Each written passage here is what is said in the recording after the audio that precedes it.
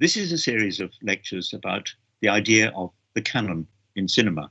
Exploding canons might sound more like Charge of the Light Brigade than talking about why some films are rated or valued more highly than others. But that's what I'm going to be talking about in this lecture. Canon with just one N. It's a rather solemn way of discussing what's in and what's out, what we think is most important. The idea goes back to antiquity, and it's more often been used in talking about, for instance, which books made it into the Bible, or what belongs in the canon of English poetry, or American novels, or abstract expressionist painting. Really, any attempt to say what's best in a particular category of work. Now, you might be thinking, why does any of this matter?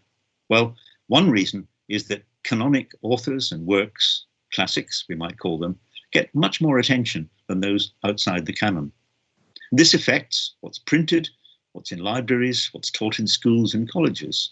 In a way, it's a self-perpetuating process, because when some works are widely available and better known, they remain better known, and what lies outside the canon suffers from relative neglect. Now, why should we bother about this in the case of cinema?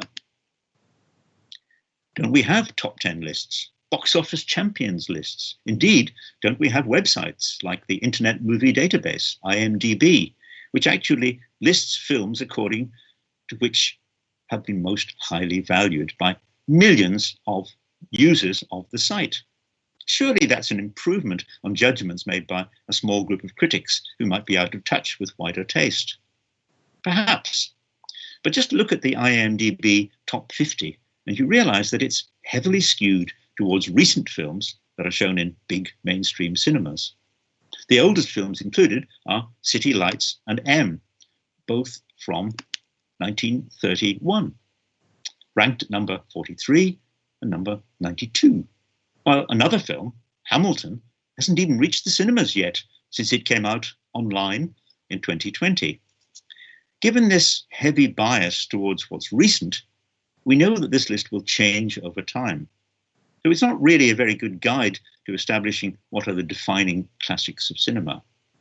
So what do we mean by canonicity? Well, classic works and their authors are what have stood the test of time. They're not just a matter of fashion or of big marketing budgets, but works that people have come to value over a long period and for different reasons. One of the most interesting definitions of a classic that I know was put forward by the critic Frank Kermode. Here you see Frank Kermode, who I was privileged to work with at one time when we worked on a big exhibition about the millennium and the apocalypse back in the year 1999.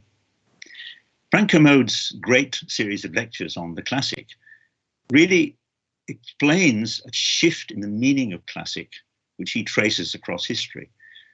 Originally, a classic meant something that was eternal. It was never going to move. Homer's Odyssey, something of that kind. But there's a more modern sense of classic, which has come to be perhaps the most important for us, and that is works that embrace change, plurality, and secularization. For Frank Kermode, what makes a work classic in the modern sense is the capacity to be revalued over the long term. Now, for us, of course, Shakespeare is at the core of our sense of a classic. But actually, Shakespeare's position wasn't that widely accepted until the mid-18th century or so. Before that, there were many attempts to improve the plays and to make them acceptable. But through the 19th century, Shakespeare became central to histories of English literature, buttressed by star performers making their name in the plays, and of course, the birthplace of the Stratford-on-Avon tourism industry. Suppose we draw a parallel for the history of cinema. How about Charlie Chaplin as central to the history of cinema? English literature may be a much bigger field than the history of cinema, but the presence of Chaplin is absolutely central to almost every history of cinema. Is this because he was supremely popular in the late teens and 20s? That must be the reason. But also perhaps because of the esteem in which he was held by the first critics and historians of cinema. So fast forward now to the moment when critics were invited to vote for the first time for the top 10 greatest films of all time. That was in 1952. It was organized by the journal Sight and Sound.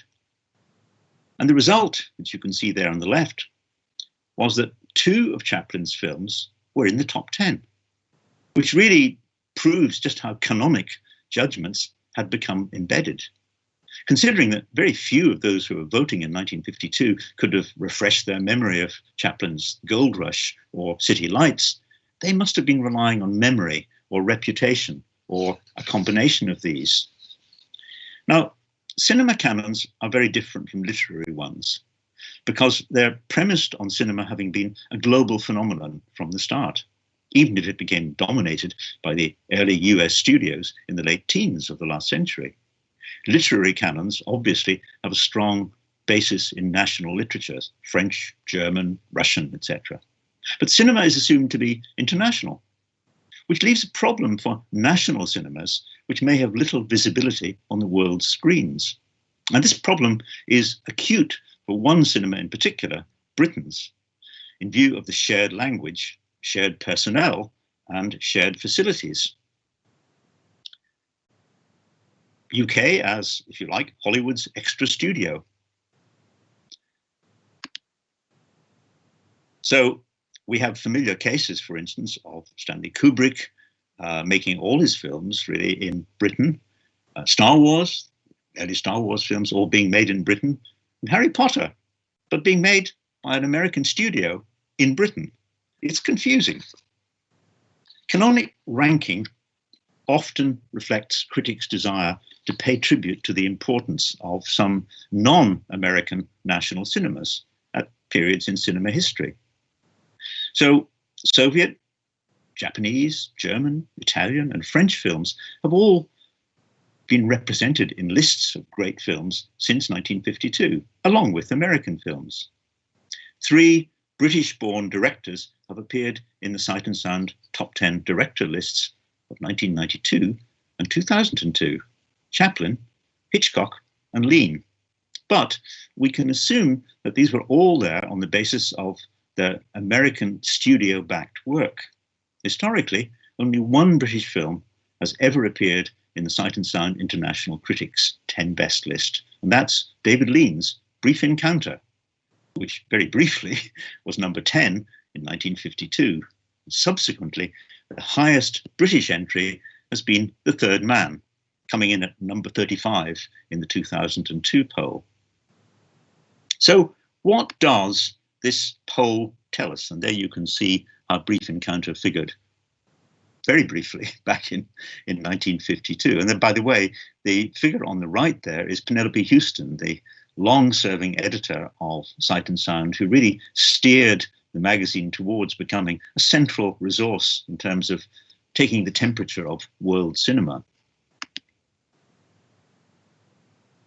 And there is a brief summary from the Sight and Sound website of how the poll has gone every 10 years since. You can actually check this out on the BFI's website for yourself and see what the shifts have been, and indeed what the shifts have not been, because for a very long period indeed, the single film that dominated, that came number 1 decade after decade, was Citizen Kane by Orson Welles. You see the figure of Welles standing at the center there. That was only changed in 2012, which was the last of the polls, by Hitchcock's Vertigo rising to the top. What do these 10-yearly polls really tell us? Well, essentially, what they tell us is that critical opinion has been very conservative, very conscious of precedent, very Western, and largely static for 50 years. There were a few small changes in 2012, but not so many. However, alongside critics' polls, of course, we have many other kinds of polls. We have IMDb, as I've already mentioned, and we have box office. Box office results, which are perhaps unique to cinema as a measure of, well, value, certainly a measure of success. As we all know, films are routinely judged by their early release box office, resulting in a financial canon which bears little or no relation to a critical canon. In fact, While I was working on a study for the British Film Institute back in 2007, Stories We Tell Ourselves, which was about the cultural impact of British cinema, I made the point that any measurement of the true cultural impact of films would need to take account of a growing number of other indicators. Neither the Sight and Sound 10-yearly poll nor box office ranking are remotely adequate for judging the cinema canon. So what is? Well, in Stories We Tell Ourselves, we proposed an extended range of indicators. Restoration. Does a film get restored? Does it appear in new formats like DVD? Does it go online stream? Even the ranking in retrospective polls. But here we were only dealing with British cinema. Later, in another study for the British Film Institute and the Film Council, which was called Opening Our Eyes, we looked at the wider picture. What did cinema, all cinema, mean to a statistical cross-section of British citizens of all ages and ethnicities? Here, of course, not surprisingly, with the range of films picked out was much, much wider and much closer to, although not the same as, the box office ranking. That study was done in 2011, and it was done at a time when soon after the release of the King's Speech. So the King's Speech played a very important part in that study. It was very fresh in people's minds. If we repeated that study today, we would get, again, very recent films that people have seen that are fresh in their minds. Some of the most interesting, frequently cited films were Schindler's List and Avatar and Slumdog Millionaire.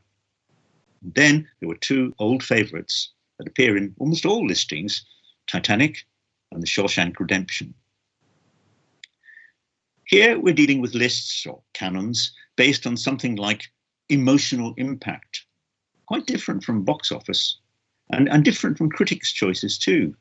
Schindler's List was widely shown in schools as part of the modern history teaching of the Holocaust. Shawshank Redemption seems to be very much a product of the video and the internet age, and it's long come top of the IMDb polls, which really make it one of the most popular films of all time.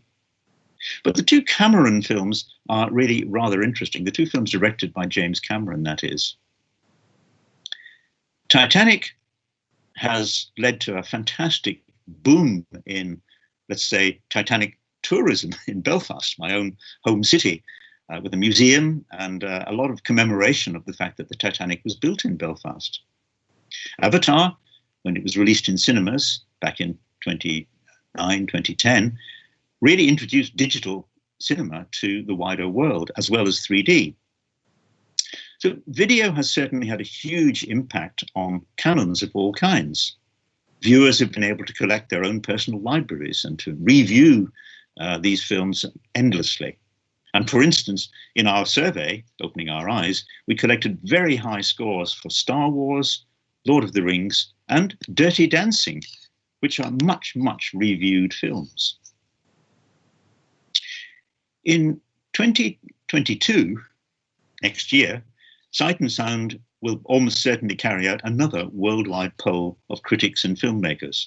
And that'll be the first since streaming became a worldwide phenomenon. It'll also be the first, of course, since the pandemic, which I believe has changed our relationship to cinemas past and present.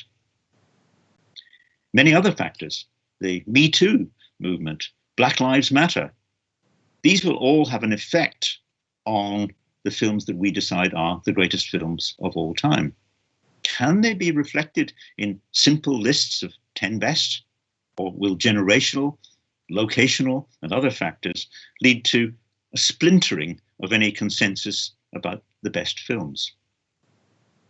There's another consideration too about canons, their impact on programming. I would argue that canons underpin much programming, whether it's the programming of cinemas, when cinemas reopen, let us hope, or television, of course, or video, or indeed streaming platforms. For instance, when we launched the BFI's original video catalogue back in 1990, and this is the speech that actually I drafted for Sir Richard Attenborough, who was then chairman of the BFI, to introduce the connoisseur video label, which he was very enthusiastic about doing. We launched that at Sotheby's. I would argue that video has had a huge impact on the way we think about the history of cinema. When we launched it, our intention was not to offer video as an alternative to watching films in the cinema, but really to make very important films available which simply could not be seen in cinemas. And here's a very good example. The Seven Samurai, Akira Kurosawa's great film. There was only one print in Britain at this time. It was a huge, heavy, expensive, valuable print, and the distributor was not prepared to let it be widely shown, certainly not for single screenings. So really, if you lived anywhere outside of London, where it was shown occasionally, you had very little chance of ever seeing The Seven Samurai. When we launched it on video, this is our video cassette, it sold thousands of copies. And I do feel that we did a great deal to shift, to enlarge the British population's understanding of what world cinema could be. And I was delighted to discover that somebody was recently selling one of those original video cassettes on eBay, which proves that it was, it's been a lasting impact. So films like The Seven Samurai, the work of Jean Renoir, the work of Orson Welles, Max Ophuls, the core of art house film repertoire, this was made available finally on video. Which brings us back to where we started. Is there a core curriculum of works that are generally agreed to be good, important, and worth studying in cinema? Should school children, for instance, be taught alongside Shakespeare, or maybe instead of Shakespeare, the works of Alfred Hitchcock? Or is all this ranking and selection just old-fashioned? But if it is, what do we put in its place to encourage viewers to range more widely? Programming, whether it's for cinemas, channels, streaming platforms, involves making choices. This one rather than that one.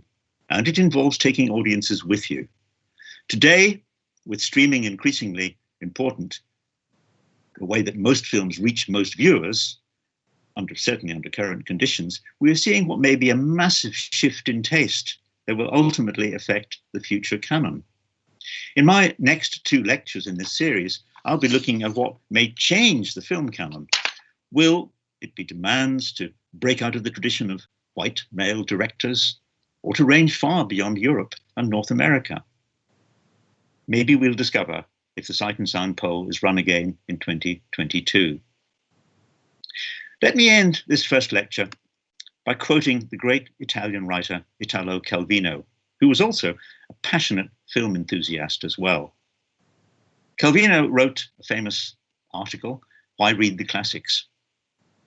And he gave a total of 14 reasons why we should read and reread the classics. I've adapted that, putting film in place of book. And here is Calvino's list in the filmic version. I think it still makes sense, and I'm pretty sure that Calvino would have approved of representing his reasons for valuing the classics in terms of film. And can I just suggest, while you read this slide, that if you want to sample for yourself some of the great films that did come top of the poll in the Sight and Sound critics poll, you could find online Orson Welles' Citizen Kane, or Vittorio De Sica's Bicycle Thieves, or Hitchcock's Vertigo, the 3 top films during the entire history of the Sight and Sound poll. That might be good preparation before you tune in for the second of these lectures. Thank you.